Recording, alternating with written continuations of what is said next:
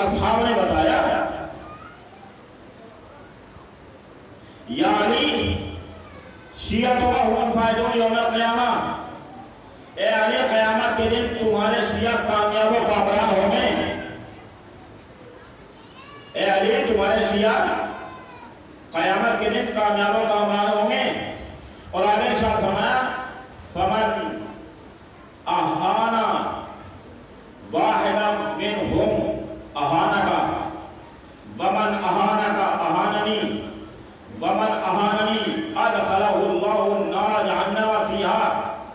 اے علی تمہارے شیعہ روز قیامت کامیاب ہوں گے جس نے ان میں سے کسی ایک کی اہانت کی، توہین کی، بہتان باندھا، گویا کہ اس نے تمہارے اوپر بہتان باندھا، جس نے تمہارے اوپر بہتان باندھا اس نے میرے اوپر بہتان باندھا، جس نے میرے اوپر بہتان باندھا پروردگار عالم اس کو نار جہنم میں داخل کرے گا، پروردگار اس کو نار جہنم میں داخل کرے گا۔ آگے ارشاد فرمایا یا علی انت منی وانا منکا، روح کا روحی و طینت کا من طینتی، اے علی تو مجھ سے ہے میں تجھ سے ہوں، اے علی تیری روح میری روح ہے، میری روح تیری روح ہے، تیری طینت میری طینت ہے، اور تیری طینت میری طینت ہے، میری طینت تیری طینت ہے، وشیعتوں کا خلقو من فضل طینتنا، اور اے علی تمہارے شیعہ ہمارے بچی ہوئی مٹی سے پیدا کیے گئے، اے علی تمہارے شیعہ ہماری بچی ہوئی مٹی سے پیدا کیے گئے، فقط احبنا فمن احبہم فقط احبنا، جس نے ان سے محبت کی اس نے ہم سے محبت کی، اور جس نے ان سے محبت نہیں کی اس نے ہم سے محبت نہیں کی۔ تو عزیزو یہ معیار اور یہ کسوٹی بتایا پیغمبر اسلام نے کہ اگر شیعوں میں سے کسی ایک شیعہ کی کوئی توہین کرتا ہے تو اس نے گویا کہ علی کی توہین کی ہے، اگر اس نے توہین علی کی ہے تو اس نے گویا کہ پیغمبر اسلام کی توہین کی ہے، اور پیغمبر اسلام کی توہین کرنے والے کو اللہ نار جہنم میں داخل کر دیتا ہے۔ کیوں؟ اس لیے کہ علی کی روح رسول کی روح ہے، رسول کی روح علی کی روح ہے، علی کی طینت رسول کی طینت ہے، رسول کی طینت علی کی طینت ہے، اور یہ شیعہ بھی علی کی فاضل طینت سے بنے ہوئے ہیں۔ پہچانیے اپنے مقام کو کہ شیعہ کا کیا مقام ہے۔ پیغمبر اسلام فرما رہے ہیں کہ تمہارے بچی ہوئی مٹی سے تمہارے شیعوں کو پیدا کیا گیا، جس نے ان سے محبت کی اس نے ہم سے محبت کی، یہ محبت ہے۔ اور جب انسان محبت کرتا ہے اہل بیت علیہ السلام سے تو اس کو مختار بنا دیا جاتا ہے، اس کو مختار بنا دیا جاتا ہے۔ امام کاظم کا زمانہ بادشاہ کو دریا کا سفر درپیش ہوا، جو بادشاہ کے دربار میں امام کا صحابی وزیر تھا، اس وزیر سے یہ کہتا ہے کہ جاؤ اپنے مولا سے کوئی عبارت لکھوا کے لا کے مجھے دے دو تاکہ سمندری طوفانی اٹھے اور میں اس کو پڑھوں اور سمندری طوفان خاموش ہو جائے اور میری جان بچ جائے۔ تو وہ وزیر جو امام کا چاہنے والا تھا دربار سے نکلا، دروازے کے باہر آیا، اور دروازے کے باہر آنے کے بعد میں اس نے ایک کاغذ کے اوپر کچھ لکھا، اور لکھنے کے بعد میں اس کو بند کر کے بادشاہ سلامت کے حوالے کر دیا۔ بادشاہ سلامت نے اس کاغذ کو بند کا بند اپنی جیب میں پاکٹ میں رکھ لیا۔ اب اس نے دریا کا سفر شروع کیا۔ جب دریا میں سفر کرتا رہا اچانک سے طوفانی سمندر آ گیا، یہاں تک کہ جان کے لالے پڑ گئے۔ اب جب اس نے یہ سوچا کہ طوفان کے اندر میں طوفان کے بھور سے بچنے کے لیے میں اس نسخے کو پڑھوں کہ جو میں نے اپنے وزیر سے اس کے امام کے ذریعے سے لکھوا کے منوایا تھا، اب جو اس نے کھولا تو وہ یہ کہ اس میں لکھا ہوا تھا کہ علی ابن یقین امام کاظم کا غلام تجھے یہ کہہ رہا ہے کہ طوفانی سمندر خاموش ہو جا، طوفانی سمندر خاموش ہو جا۔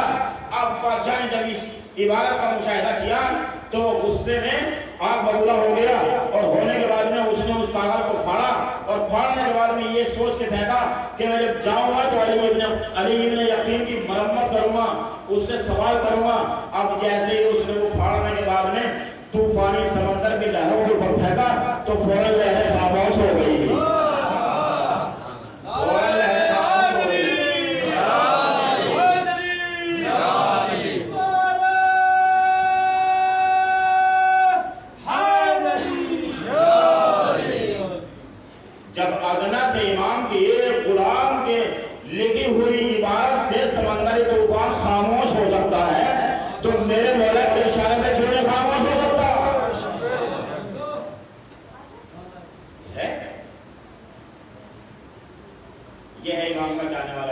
امام کا شیعہ. ایک تنگ دست انسان مجبور اس وزیر کے پاس آیا اور آنے کے بعد میں کہتا ہے بھائی میں تنگ دست ہوں، کئی دن ہو گئے میرے یہاں فاقہ ہے، مجھے کچھ عطا کر دو. اس نے منع کر دیا. اب وہ واپس اپنے گھر پہنچ گیا. اب اس کا روزانہ کا معمول تھا کہ روزانہ امام کی خدمت میں زیارت سے مشرف ہونے کے لیے جایا کرتا تھا. اب جب یہ در امام پر پہنچا تو دروازہ خود بخود بند ہو گیا. امام کا چاہنے والا ہے، دروازہ خود بخود بند ہو گیا. دروازے کی کنڈی کھٹکھٹائی، گڑگڑانے لگا، معذرت کرنے لگا، مولا مجھ سے کیا غلطی ہو گئی، مجھ سے کیا سرزد گناہ ہو گیا ہے، کبھی تو ایسا نہیں ہوا. آواز دروازہ بند ہو گیا تو امام نے فرمایا کہ تمہارے پاس کوئی ہمارا چاہنے والا آیا تھا. کون ہے یہ؟ صاحب منصب، صاحب عہدہ، بادشاہ کے دربار میں وزیر کا عہدہ لیے ہوئے ہے اور سلام علیکم کرتے جاؤ، ہے نہیں. اب امام نے فرمایا کہ کوئی کل تمہارے پاس آیا تھا؟ کہا مولا آیا تو تھا. کہا تم نے اس کی حاجت پوری کی؟ کہا مولا حاجت تو پوری نہیں کی. کہا جب تک اس کی حاجت پوری نہیں ہوگی اس سے معافی نہیں مانگو گے جب تک یہ دروازہ نہیں کھلے گا. جب تک یہ دروازہ نہیں کھلے گا. کہتا ہے مولا میں تو یہاں مدینے میں ہوں اور وہ وہاں 200 میل ہے، یہاں سے وہاں کیسے جایا جا سکتا ہے؟ امام نے فرمایا یہ راہ حل ہم کر دیتے ہیں، جاؤ تم اس سے معافی مانگ کے آؤ. تمام کی تمام زمینیں پست ہو گئی، یا تو مدینے کی زمین نظر آ رہی تھی یا کوفے کی زمین نظر آ رہی تھی. اب وہاں پہنچا، دکل باب کیا. دکل باب جیسے ہی کیا دیکھا کھانا ترامل فرما رہا ہے. وہ اٹھا، اٹھنے کے بعد میں دروازہ کھولا. دروازہ کھولنے کے بعد میں یہ پہچان گیا، بھائی تم کون ہو، تم کہاں سے آئے ہو، کوئی حاجت رکھتے ہو، کوئی خواہش ہے، کوئی طلب ہے؟ کہا نہیں کوئی خواہش نہیں ہے، کوئی طلب نہیں ہے. کہا بھائی کل تم میرے پاس اپنی تنگدستی دور کرنے کے لیے کچھ درہم و دینار لینے کے لیے آئے تھے، میں نے تمہاری حاجت کو پورا نہیں کیا، لیکن جب میں مولا کی خدمت میں گیا تو مولا کے کھانے کا دروازہ بالکل بند ہو گیا. لہذا میں تمہارے سامنے ہاتھ جوڑ کے معافی مانگتا ہوں، مجھے معاف کر دو. تو وہ کہتا ہے کہ بھائی میں نے تو تمہیں اسی وقت معاف کر دیا تھا، میں نے تو تمہیں اسی وقت معاف کر دیا تھا. کہا ہے بھائی مجھے معافی چاہیے اور معافی ایسی چاہیے کہ کوئی مجھے سند دے دو جس کو دیکھ کے میرا مولا یہ سمجھے کہ میرے چاہنے والے نے علی بن عقیل کو معاف کر دیا ہے. تو اس نے اپنی انگوٹھی نکالی. انگوٹھی نکالنے کے بعد میں علی بن عقیل کے حوالے کی اور حوالے کرنے کے بعد میں کہا جاؤ یہ انگوٹھی میرے مولا کو دکھا دینا، امام سمجھ جائیں گے کہ میں نے تمہیں معاف کر دیا ہے، میں نے تمہیں معاف کر دیا ہے. اب آگے جملہ سنیے، بڑا خطرناک جملہ ہے. تو یہ کہتا ہے کہ بھائی اس انگوٹھی سے کام نہیں چلے گا. کافر کیسے معافی چاہتے ہو؟ کہا معافی ایسے چاہتا ہوں کہ میرا ایک رخسار زمین کے اوپر ہو، میرا ایک رخسار زمین کے اوپر ہو، دوسرے رخسار پہ تمہارے پیر کے چپل کا نشان ہو، جب میں سمجھوں گا کہ تم نے مجھے معاف کر دیا. کہا یہ تو نہیں کر سکتا. تو وہ کہتا ہے کہ بھائی میں نہیں سمجھوں گا جب تک تم یہ کام نہیں کرو گے کہ تم نے مجھے معاف کر دیا. علی تو مجبور ہوا، اس کا ایک رخسار زمین پہ، ایک رخسار کے اوپر اس کے چپل کا نشان. اب یہ چپل کا نشان لے کے امام کی خدمت میں گیا اور جانے کے بعد میں کہتا ہے مولا دیکھو میں معافی لے کے آ گیا ہوں، مولا میں معافی لے کے آ گیا ہوں. ہم اپنی زندگی میں روزمرہ میں اپنے مومن بھائی کے سامنے کتنی گستاخیاں کرتے ہیں. کیا ہم کسی ایک وقت ایک لمحے کے لیے مجھ سے کہتے ہیں بھائی مجھے معاف کر دو؟ یہ ہے امام کا چاہنے والا. امام کا ایک مرتبہ دروازہ بند ہو گیا، سوچ لے گا کل کو آ جائیں گے، کل کو کھل جائے گا، لیکن ایک لمحے کے لیے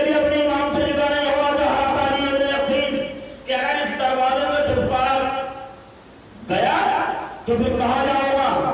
کوئی دروازہ نہیں ہے، کوئی مشکل کشا نہیں ملے گا۔ یہی ہے مشکل کشا کرنے والے، یہی ہے حاجتوں کو پوری کرنے والے۔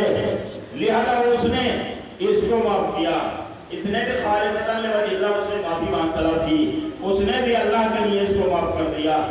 یہ ہے امام کا چاہنے والا۔ ہم میں سے ہے کوئی جو اس طرح کی معافی چاہتا ہے؟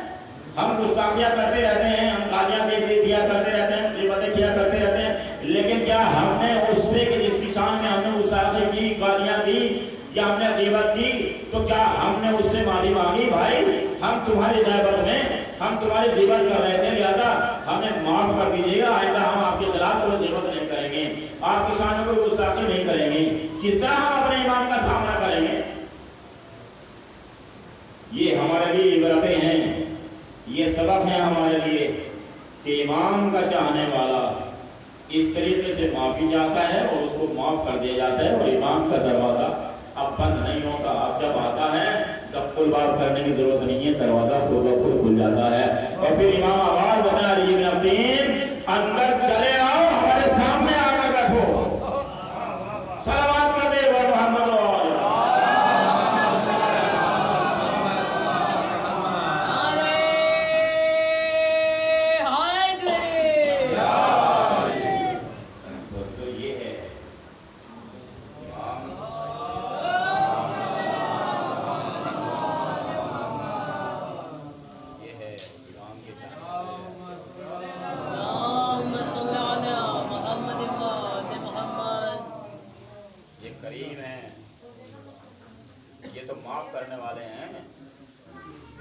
اگر کنیز سے یا غلام سے ان کے دامن پہ پانی گر جاتا ہے یا شوربہ گر جاتا ہے، اور گرنے کے بعد غلام فوراً کہتا ہے والکاظمین الغیظ، غصے کو پی جانے والا، والعافین عن الناس، لوگوں کو معاف کر دیا جاتا ہے، تو یہ اس کو معاف بھی کر دیتے ہیں اور راہ خدا میں اس کو آزاد بھی کر دیتے ہیں۔ والکاظمین الغیظ والعافین عن الناس، یعنی یہ غصے کو پی جانے والے ہیں، ان کی شان میں اگر گستاخی ہو گئی ہے اور غلام نے فوراً یہ آیت پڑھ دی والکاظمین الغیظ والعافین عن الناس، غصے کو پی جانے والا، لوگوں کو معاف کر دیا جاتا ہے۔ ان اللہ یحب المحسنین، اور اللہ احسان کرنے والوں سے محبت کرتا ہے۔ جب یہ آیت پڑھی جاتی ہے ان اللہ یحب المحسنین، تو امام علیہ السلام اس کو راہ خدا میں آزاد کر دیتے ہیں کہ کہا جاؤ ہم نے تمہیں راہ خدا میں آزاد کر دیا۔ یہ ہے امام کی سیرت، یہ ہے امام کی طریقت، یہ ہے امام کی روش۔ اگر کوئی غیر بھی آ جاتا ہے اور بڑا برا بھلا کہتا ہے، اس کو بھی اپنے دسترخوان پہ جگہ دیتے ہیں۔ بھائی لگتا ہے تو پیاسا ہے، بھائی لگتا ہے تو بھوکا ہے، بھائی لگتا ہے تیرے پاس سواری نہیں ہے، بھائی لگتا ہے تیرے پاس سواری نہیں ہے، تیرے پاس لباس نہیں ہے، آؤ لباس نہیں ہے تو ہم تمہیں لباس دے دیں، آؤ سواری نہیں ہے تو ہم تمہیں سواری دے دیں، آؤ تمہارے پاس پیسہ نہیں ہے تو درہم و دینار ہم دے دیں، آؤ تمہارا پیٹ ہم بھرتے ہیں۔ جب ان کلمات کو، اس روش کو، اس طریقت کو سامنے والا محسوس کرتا ہے تو وہ یہ کہتا ہے کہ مولا ہمیں تو ایسا نہیں بتایا گیا تھا کہ آپ ایسے ہیں، ہمیں تو یہ بتایا گیا تھا کہ بڑے ظالم ہیں، بڑے خطرناک ہیں، ظلم کرنے والے ہیں۔ کہ وہ اس کا کردار ہے، یہ ہمارا کردار ہے۔ امام حسن علیہ السلام کی تاریخ اٹھا کے دیکھیں کہ کس طریقے سے شام سے آنے والا آتا ہے اور آنے کے بعد میں آپ کے بابا کو برا بھلا کہتا ہے، اسدہ الفاظ میں آپ کے بابا کا نام لیتا ہے، آپ کو برا بھلا کہتا ہے، لیکن مولا اس سے کہتے ہیں کہ تیرے پاس لباس نہیں رکھتا، بھوکا ہے، تو سواری چاہیے، آئیے ہم تمہیں سواری بھی دیں گے، تمہیں لباس بھی دیں گے، ہم تمہیں کھانا بھی دیں گے، آئیے ہم تمہیں تمہارے زیادہ راہ بھی دیں گے، زیادہ راہ بھی دیں گے، تم وہاں سے خالی ہاتھ آئے ہو، لیکن ہم تمہیں یہاں سے خالی ہاتھ نہیں بھیجیں گے، ہم تمہیں تمہاری حاجت کے مطابق یہاں سے درہم دینار دے کے بھیجیں گے۔ جیسے کہ آپ لوگوں کو سنا ہوا ہے کہ ایک شخص آیا رسول اسلام کی خدمت میں، اور آنے کے بعد میں کہتا ہے کہ یا رسول اللہ میں بھوکا ہوں، میرے پاس لباس نہیں ہے۔ پیغمبر اسلام نے اپنا صاحب کی طرف دوڑائے، دوڑانے کے بعد میں کہتے ہیں کہ سلمان تمہارے پاس کچھ ہے؟ کہا یا رسول اللہ کچھ بھی نہیں ہے. عمار کچھ ہے؟ یا رسول اللہ کچھ بھی نہیں ہے. کہا تو جاؤ اسے تیرا سیدہ پہ دے. وہ تیرا سیدہ پہ آتا ہے. ادھر فاطمہ جہاں ہیں اپنا ہار لیے ہوئے کھڑی ہیں انتظار میں کہ وہ آئے اور میں اس کو خیرات کروں. اور وہ ہار لے کے پھر پیغمبر اسلام کی خدمت میں آیا. اور جب پیغمبر اسلام کی خدمت میں آیا تو پیغمبر اسلام نے اس ہار کو دیا اور ہار لینے کے بعد ابھی فرمایا کوئی ہے اس ہار کا خریدار؟ ہے کوئی اس ہار کو خریدے؟ سلمان فارسی کہتے ہیں یا رسول اللہ اس ہار کو میں خریدوں گا. حضرت سلمان نے اس ہار کو خریدا اور ہار کو خریدا اتنے درہم میں اتنے دینار میں کہ اس کی سواری کا انتظام بھی ہو جائے, اس کے لباس کا انتظام بھی ہو جائے, اس کی فوٹ بھی مل جائے اور اس کی ذات راضی پہنچا ہو جائے. اور جب یہ سلمان نے کام کیا اب پیغمبر اسلام کی خدمت میں جناب سلمان فارسی نے اس ہار کو پیغمبر اسلام کی خدمت میں پیش کر دیا. یا رسول اللہ یہ میری طرف سے آپ قبول فرما لیجیے گا. تو پیغمبر اسلام نے اسے قبول فرما کے اپنے ایک صحابی کو کہا کہ جاؤ یہ فاطمہ کو میری طرف سے ہبہ کر دو. وہ ہار جہاں سے چلا تھا وہ وہیں پہنچا اور بھوکے کو کھانا بھی کھلایا, جو بے لباس تھا اس کو لباس بھی دیا. یہ ہے ان کی روش, یہ ہے ان کی طریقت. ان کا شعار یہ ہے. ہمیں ایسے ایسے ہادیان ملے ہیں, ایسے ایسے رہبر ملے ہیں کہ جو کسی کے پاس نہیں ہے. آج دشہرے کی آخری مجلس ہے. تو امام سجاد نے بڑی مشکلات کا سامنا کیا. امام سجاد 11 محرم کو اسیر ہو کر جو چلے ہیں تو ایک لمحے کے لیے بھی آرام نہیں ملا. اگر کہیں آرام کرنے کی کوشش کرتے ہیں تو ظالم تازیانہ لے کے آگے بڑھ جاتا ہے. تمہیں اجازت نہیں ہے کہ تم خیمے کے سائے میں بیٹھو, تمہیں اجازت نہیں ہے کہ تم درخت کے سائے میں بیٹھو, تمہیں دھوپ میں ہی بیٹھنا پڑے گا. عزیزو ہاتھوں کی ہتھکڑیاں, پیروں کی بیڑیاں, گلے کا خاکا ٹوک اتنا تپ رہا تھا, دھوپ میں اتنا تپ رہا تھا کہ امام سجاد کے گوشت کو کھائے جا رہا تھا. ایک مرتبہ جب جناب سجاد کو اس لوہے کی تپش ذاتی گرمی زیادہ محسوس ہوئی تو جناب سجاد نے یہ چاہا کہ میں خیمے کے پشت پہ جو سایہ ہے میں وہاں پر جا کر بیٹھ جاؤں. ارے ظالم کو زنجیروں کی کرنے کی آواز پہنچی. ظالم کہتا ہے کہ دیکھو کوئی قیدی بھاگ تو نہیں رہا. ارے اس منظر کو جناب زینب نے دیکھا اور دیکھنے کے بعد فرماتی ہیں بہن ام کلثوم, اے باب, اے بابی لیلا, ارے آؤ میرے سجاد کے اوپر سایہ کر لو. عزیزکم اللہ, یہ سجاد ہیں, دربار کوفہ ہے, بازار کوفہ ہے. عزیزو پھر زندان شام میں پہنچے, دربار یزید ہے, بازار یزید ہے, زندان یزید ہے کہ جہاں نہ دن کی دھوپ پڑتی ہے, رات روز پڑتی ہے. ارے چہرے مرجھائے ہوئے ہیں. یہ سجاد ہیں جس کے ہاتھوں میں ہتھکڑیاں, پاؤں میں بیڑیاں, گلے میں لنگر, ارے گلے میں خاکا تو کمر میں لنگر. ارے جناب سکینہ کو دیکھا, جناب سکینہ ایک مرتبہ تھک کے سو گئی. جب تھک کے سو گئی تو اچانک سے جناب سکینہ اٹھی اور اٹھنے کے بعد میں فرماتی ہیں پھوپھی اپنا, ابھی میرے بابا میرے پاس تھے, ابھی میرے بابا میرے پاس تھے, مجھے تسلی دے رہے تھے. عزیزو جناب سکینہ نے پرسوں تکریہ کیا. یہ آواز یزید کے دربار میں پہنچی. جب یزید کے دربار میں پہنچی, یزید کی آنکھ کھلی. یزید نے کہا شاید سکینہ کو اس کے بابا یاد آ رہے ہوں. ارے غضب ہو گیا.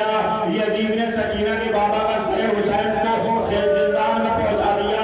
ادھر زندان میں پہنچایا, ادھر سکینہ نے دیکھا ارے میرے بابا کا سر ہے. اپنی آغوش میں لیا, لینے کے بعد ایک آواز دی, اے بابا آپ کی شہادت کے بعد ارے ہمارے گوشت والوں کو چھینا گیا, رخساروں میں تماچے لگائے گئے, ارے دامن میں آگ لگائی گئی, چادر کو چھینا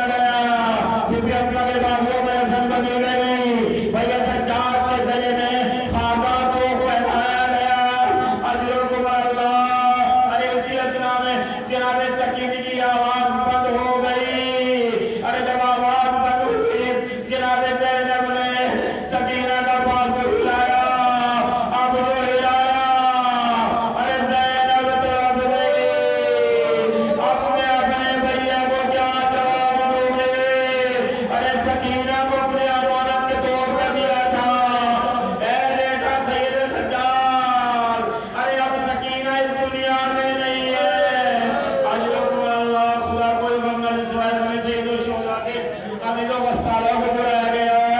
جب غسالہ کو بلایا گیا نہلانے کے لیے پڑھنے پہ لٹایا گیا. اب غسالہ چاہتی ہے کہ لباس سکینہ کو اتارے لیکن لباس سکینہ چپٹا ہوا ہے. لباس سکینہ نہیں اترتا. غسالہ کہتی ہے ارے کیا یہ بچی بیمار تھی؟ کیا یہ بچی بیمار تھی؟ کیا اس کو حسیت دی گئی تھی؟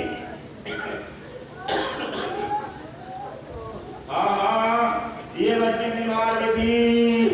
اس کی پسلیاں ٹوٹی ہوئی تھی اور مقتدر سکینہ کو غسل دیا گیا.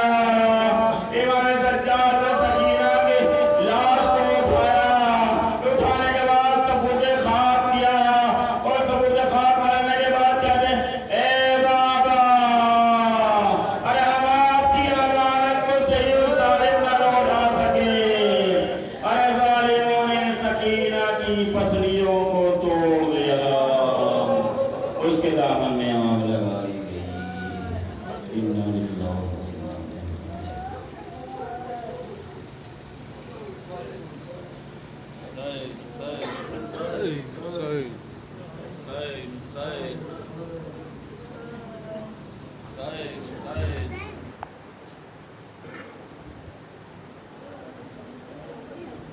دریا کی طرف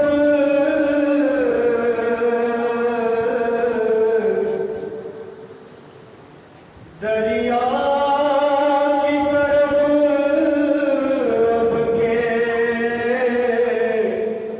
پرندوں جو بجانا پیغام میرا یہ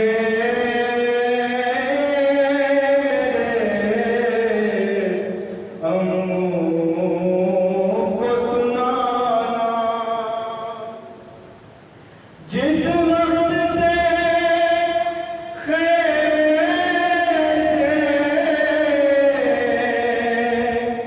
ہوئے آپ روانہ دروازے پہ کوزا لیے بیٹھی ہے سکینہ. کیا بھول گئے آپ کے پیاسی ہے سکینہ. کیا بھول گئے آپ کے پیاسی ہے سکینہ. کیا بھول گئے آپ کے پیاسی ہے سکینہ. کیا بھول گئے آپ کے پیاسی ہے سکینہ. کیا بات ہوئی تم نے بہت دیر لگائی. دن ڈھل گیا اور تم کو میری یاد نہ آئی. کیا تم کو پسند آ گئی دریا کی ترائی. اصغر بھی نہیں گھر میں اکیلی ہے سکینہ. کیا بھول گئے آپ کے پیاسی ہے سکینہ.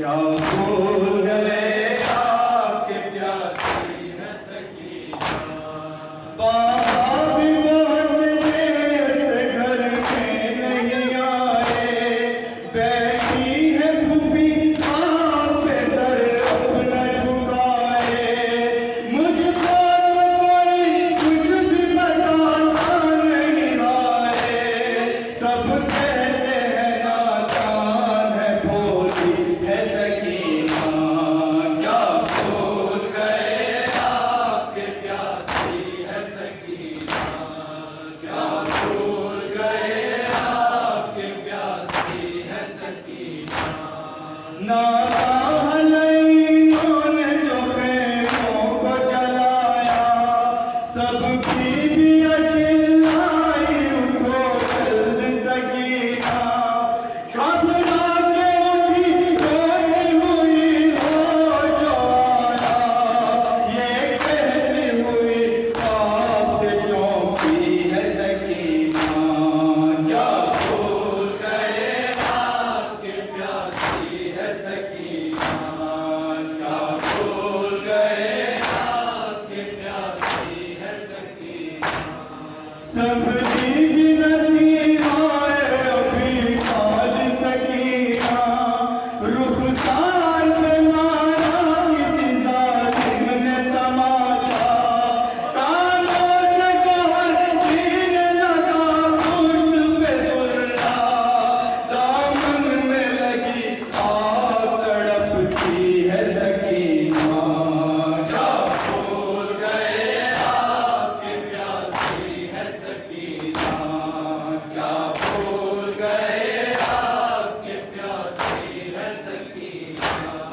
سب اڑ گئے جو خواب میں دیکھے تھے پرندے ایسا کسی کا بھی کوئی خواب نہ ٹوٹے ہے خاک پہ سیدانیاں خاموش ہے بچے اتنا بھی رضا اب نہیں کہتی ہے سکینہ کیا بھول گئے آپ کے پیاسی ہے سکینہ کیا بھول گئے آپ کے پیاسی ہے عباس یا حسین عباس یا حسین عباس یا حسین عباس یا حسین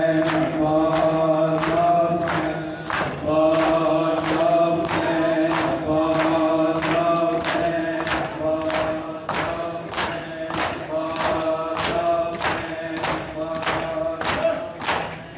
یا حسین